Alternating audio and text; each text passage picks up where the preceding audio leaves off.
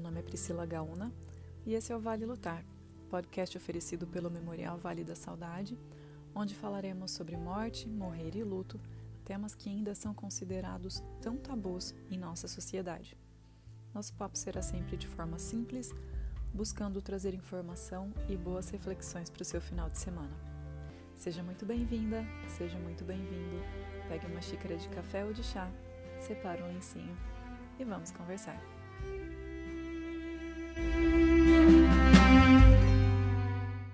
A perda de um filho é muitas vezes sentida como uma injustiça.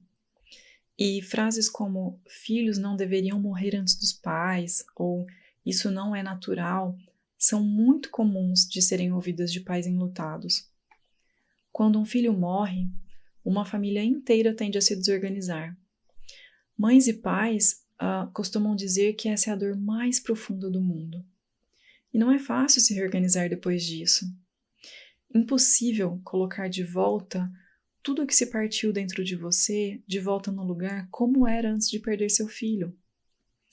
Então, atividades corriqueiras que eram feitas em conjunto perdem o sentido, como uma simples refeição à mesa ou o horário de assistir TV juntos, né? Porque essas lembranças podem doer muito.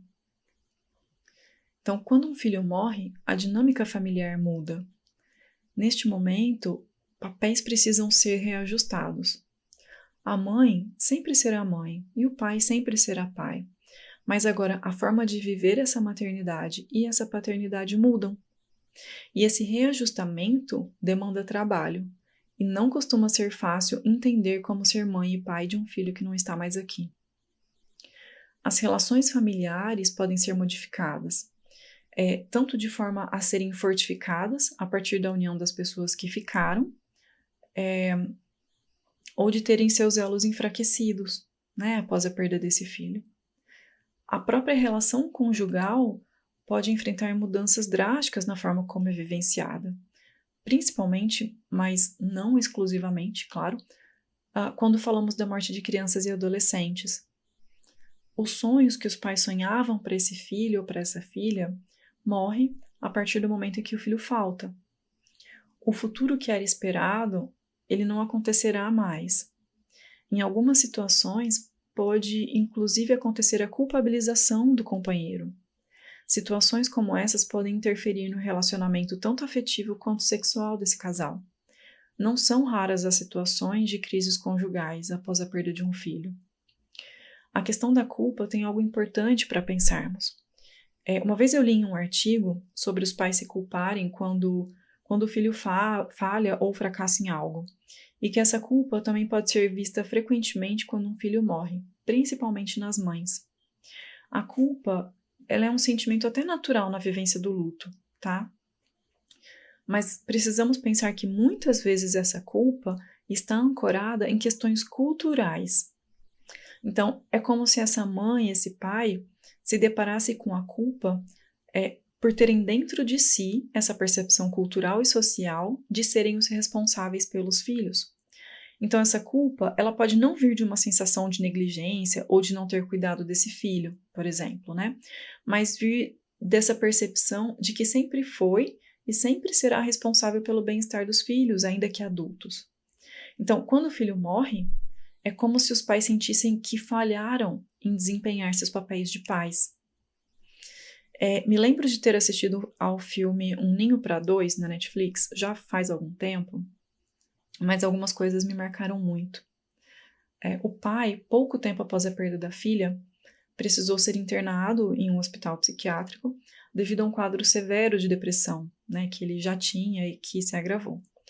E a mãe fica sozinha em casa, também lutando diariamente para viver em um mundo sem sua filha e sem o apoio do marido. Muitas vezes ela sendo, né, o apoio do marido. Uma das cenas que mais me comoveu foi de um dia que ela estava no trabalho, né, ela trabalhava em um mercado, e ela estava reajustando os preços dos produtos nas prateleiras. E era suposto que essas etiquetas dessem desconto de algo como 50 centavos, sabe? E, no entanto, ao etiquetar os produtos, ela colocou como se basicamente tudo no mercado estivesse nesse valor de centavos. E aí, no fundo, vemos várias pessoas correndo com carrinhos cheios para o caixa, né? Ela, com um olhar tão voltado para a perda da filha, não conseguia se concentrar no trabalho, então ela nem percebeu que estava fazendo coisa errada. Claro que essa cena foi um exagero, né, para as telas, mas serve para mostrar o quanto a atenção também pode ficar defasada nesse período, né? O quanto a relação conjugal pode ser afetada a partir da perda de uma criança. O que vemos hoje é que a sociedade espera, né, que o luto seja vivido no modo privado, né? Dentro de casa, muito quietinho, sem muitas expressões, né? Espera que os enlutados mantenham uma certa dignidade, né? Não se pode chorar muito alto no velório, no sepultamento, enfim, é esperado que os enlutados controlem muito bem as suas próprias emoções, né? Mas é extremamente necessário que a família tenha espaço para a expressão do seu luto. É extremamente necessário que ela tenha uma rede de apoio com quem possa contar, né? Então, eu torço para que o seu luto não seja uma fonte de vergonha ser mostrado para as pessoas. Ainda que em algum momento você sinta que não tem espaço para expressão dentro do seu círculo familiar, por exemplo, busque esse espaço. Pode ser um grupo religioso que você faz parte, pode ser um grupo de apoio, ou até um acompanhamento psicológico individual para que você possa falar sobre o seu filho, falar sobre a sua filha, contar suas histórias, sem se sentir como se estivesse incomodando ou sendo evitado ou evitada, sabe? A partir de expressões públicas, ou seja, da fala ou até mesmo de atos de homenagens, é como se você mostrasse ao mundo que aquela pessoa existiu e que mesmo que hoje não exista mais, que ela é importante, teve sua história e tem um espaço muito grande na tua vida. E aí eu te pergunto,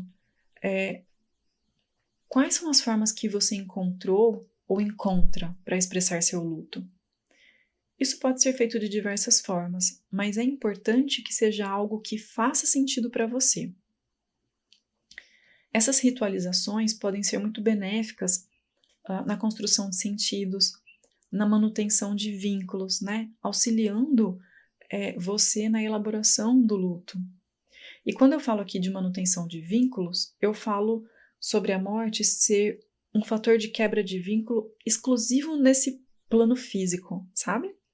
O vínculo emocional que você tem com seu filho ou com sua filha, ele não precisa ser quebrado para que você possa viver seu luto de forma saudável. Até pelo contrário, compreender que esse vínculo pode ser vivido de uma outra forma, ressignificando, isso sim pode auxiliar você a viver esse luto de uma forma mais saudável.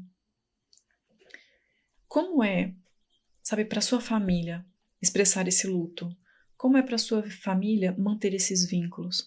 Quais as formas que vocês, enquanto casal, enquanto família, consideram como importantes para manter viva a memória do seu filho ou da sua filha? Existe algo aí que não seja do agrado do seu companheiro ou companheira e que você acredita que é importante? Então, quando eu falo sobre expressar o luto e sobre o luto ser vivido de maneiras diferentes, também é sobre isso. Como a família se expressa enquanto família, né?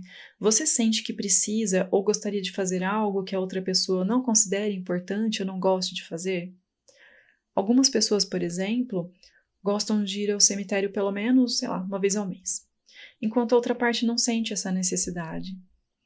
Então, é importante que vocês encontrem formas para que todos consigam ter seu espaço para viver o luto.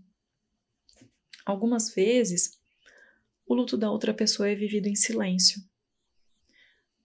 Seja porque ela não gosta de falar, seja porque machuca, ou até porque ela se sente responsável em não te deixar mais triste, falando sobre a própria tristeza. Independente dos motivos, vocês podem ter essa experiência de formas diferentes e tá tudo certo. Mas é legal encontrar alguns pontos de concordância entre a família, né, nas formas de expressar e viver esse luto. Nem sempre é possível, tá? E tudo bem. Mas é importante que cada um entenda o jeitinho do outro, né? Para haver aí o mínimo de atrito possível, para não haver cobranças injustas, nem desavenças nesse momento tão delicado, né, do casal e da família. Que vocês consigam encontrar formas saudáveis de compartilhar essa dor e essa experiência dentro do relacionamento, dentro da família de vocês. E busquem ajuda caso necessário. O Cemitério Memorial Vale da Saudade conta com o grupo de apoio online Vale Lutar, que está de braços abertos para te receber. Obrigada por me acompanhar até aqui. No próximo episódio, vou trazer algumas dicas de como sobreviver à morte de um filho. Te espero. Um abraço. Até lá.